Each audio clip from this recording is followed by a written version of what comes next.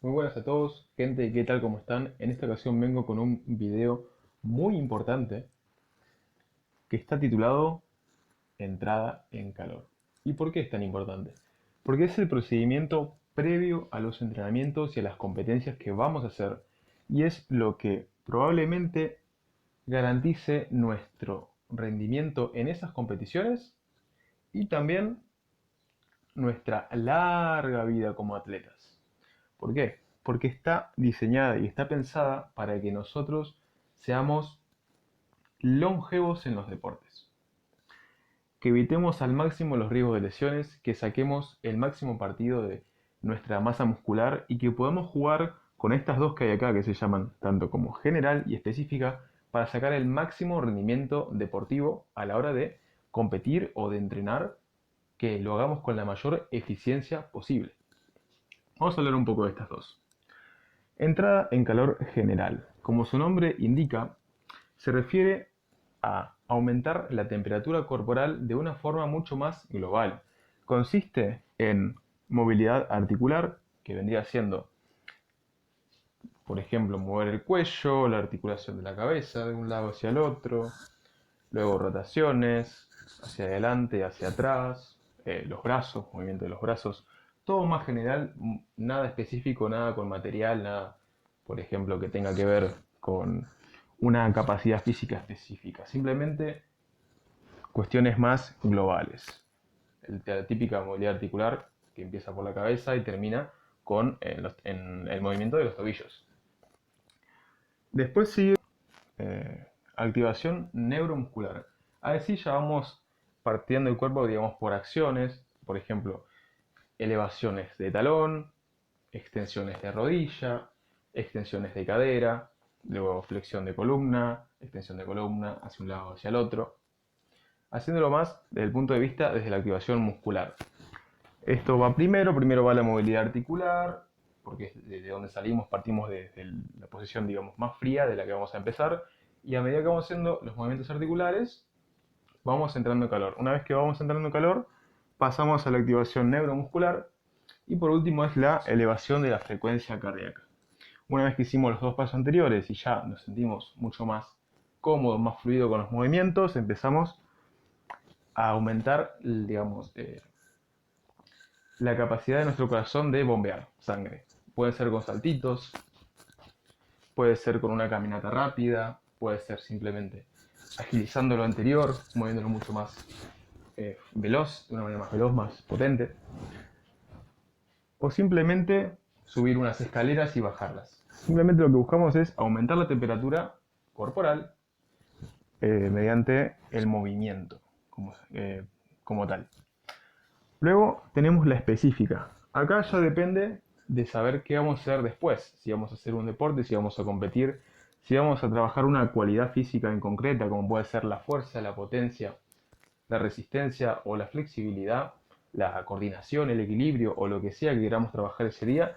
De eso dependerá lo que vamos a hacer. Voy a dar un ejemplo muy concreto que es en un deporte. Por ejemplo, tenis. No sé si vieron alguna vez un partido de tenis que los jugadores entran a la cancha y empiezan un peloteo, luego hacen eh, smash o hacen drop shots, digamos el tiro con slice, que es una entrada en calor específica con el elemento, que sería la raqueta. Luego hacen un par de saques, un poco de volea, un poco de globo, y es como que tiene que ver todo con el deporte. A eso se refiere una entrada en calor específica. Y si vamos a trabajar con sobrecarga, con pesas, si vamos a partir, por ejemplo, de una rutina push-pull-leg, que sería empuje, tirón, pierna, y ese día toca empuje, nos centraremos más en calentar toda la musculatura que tenga que ver con ese patrón de movimiento que sería el empuje. En este caso, la que está implicada la musculatura y las articulaciones. Por ejemplo, sería de empuje, de empujes, sería calentar bien nuestra zona de los pectorales, los hombros, los extensores de los codos y la musculatura antagonista de los mismos. Sería todo lo que son los trapecios, el tobillo posterior, dorsal ancho, redondo mayor y demás. Esto se hace porque cuando un músculo está caliente, tiene una mayor elongación. Y esa mayor elongación hace que nosotros podamos aplicar más potencia y más fuerza desde esa elongación. Y también centrarnos más en lo específico, o sea, en un press de banca. Cuando más nosotros podemos recorrer hacia atrás, mayor hipertrofia para el pectoral vamos a tener. Y depende también de esa coordinación entre los músculos mismos. Si el dorsal mismo está cortado, no va a permitir que el pectoral sea tan fuerte para aplicar esa fuerza, si no tenemos buena movilidad y demás. Y eso también pasa, si nosotros entramos en calor, aumenta nuestra movilidad y nuestra flexibilidad muscular en ese momento. Por eso es tan buena. Una cosa que recomiendo mucho es que utilicemos la entrada en calor general primero, utilicemos la específica si vamos a trabajar musculación. ¿Por qué?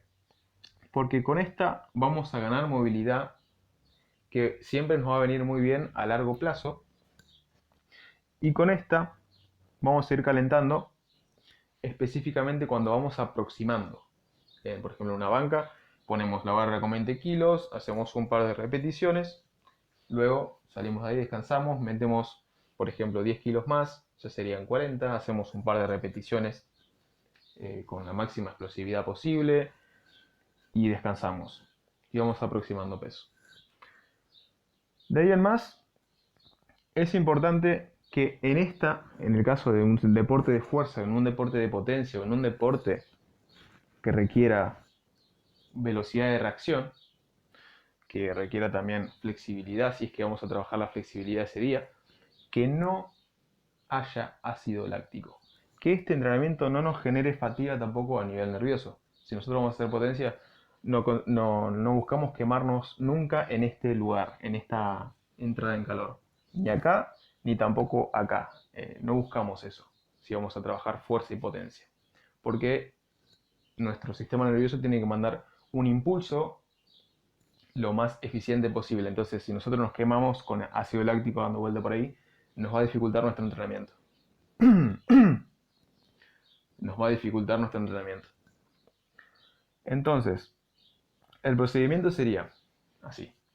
Entrada en calor general, luego específica, y luego seguimos con nuestro entrenamiento que toca en ese día. Otra cosa más que tenemos que tener en cuenta para saber cuánto debe durar nuestra entrada en calor es nuestra temperatura corporal, la etapa del año en la que estemos y las circunstancias de nuestro entorno. A ver, por ejemplo, si está haciendo mucho frío en el entorno, por ahí estamos en invierno, y simplemente venimos de un lugar o estamos simplemente con la estufa apagada o lo que sea, lo más recomendable es que nuestra entrada en calor sea más prolongada, con una intensidad bien moderada a baja, pero siempre asegurarnos de que cuando salimos de la entrada en calor estemos con el suficiente calor corporal para hacer los demás ejercicios. Que dure lo que tenga que durar. 5, 10, 15 minutos. Puede llegar a durar también, depende del contexto en el que estemos.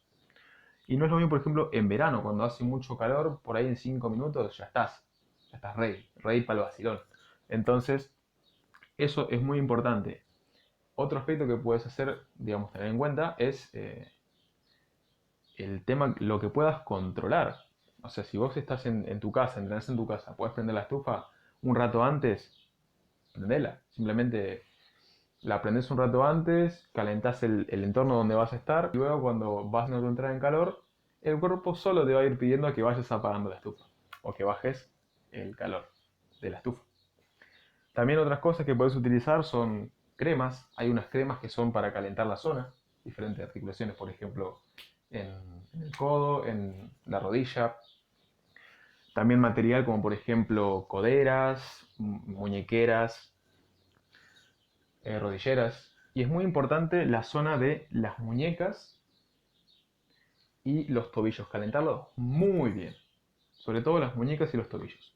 Porque son fáciles de lesionar, porque son una articulación que son pequeñitas con respecto al resto. En cambio, acá se puede hacer mucha fuerza y mover muchas cargas, pero digamos que el lugar más frágil o más débil, más simple, más fácil de lesionar siempre son las partes más frágiles de nuestro cuerpo. O sea, una cadena siempre se rompe por su eslabón más débil. Así que siempre hay que prestarle mucha atención al calentamiento de muñecas, de tobillos, de codos y de hombros.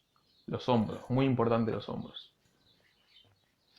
Y bueno, poco más que añadir por ahora. Espero que te sirvan todos estos consejos, tips, información, conocimiento barra guía, eh, para que tengas un entrenamiento más eficiente y disfrutes mucho más de él también, tanto a corto plazo como a largo plazo. Así que si te ha gustado el video, ya sabes qué hacer. Y bueno, muchas gracias por verlo hasta el final. Un saludo.